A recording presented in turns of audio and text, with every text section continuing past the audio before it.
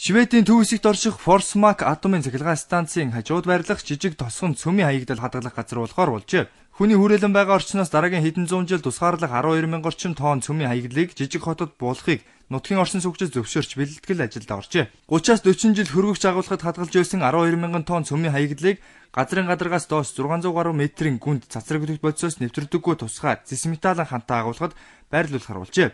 Forsmark амьдардаг Эрик болон Катерина 2 4 хүүхэдтэй бөгөөд Японы Фукушима Дайчи атомын станцын ослын дараа цөмийн хаягдал тосгондоо байрлуулах нь зөв үү, буруу юу гэдэгт эргэлзэг болжээ. Гэхдээ цөмийн хаягдлыг хаанагтай булгах хэрэгтэй.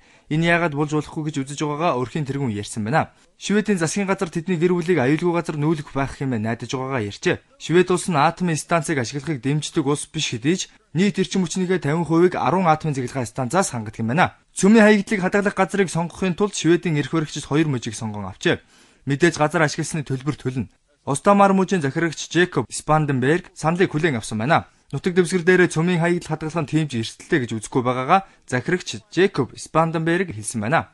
Жекоб үүнийг цөмийн аюулаас айх синдром гэж үзэж байгаа юм байна. Санал асуулгаараа Остамар мужийн орчин суугчдын 88% нь цөмийн хаягдал нутаг дэвсгэр дээрээ байрлуулах нь аюулгүй гэж үзжээ. Мужийн орчин суугчдын ихэнх нь атомын станц болон цөмийн хаягдлыг аюулгүйжүүлэх салбарт ажилладаг учраас орчин суугчид татгалзахгүй байгаа байж болох юм гэж шинжээчид таамаглаж байна. Харин цөмийн хаягдал байрлуулахын эсрэг идэвхтнүүд атомын станцын зөвхөн өнөө маргаашаал харж байна. Ирээдүйд гарчуулах аюулыг тооцохгүй байна гэж үзэж байна. Тэд Чернобылийн цахилгаан станцын ослоос сургамж авахыг зөвлөж байна. Газар туулсан цөмийн хаягдлыг ирээдүйд дахин гаргаж авч ашиглах байх гэж Эрикийн гэр бүл найдаж байна.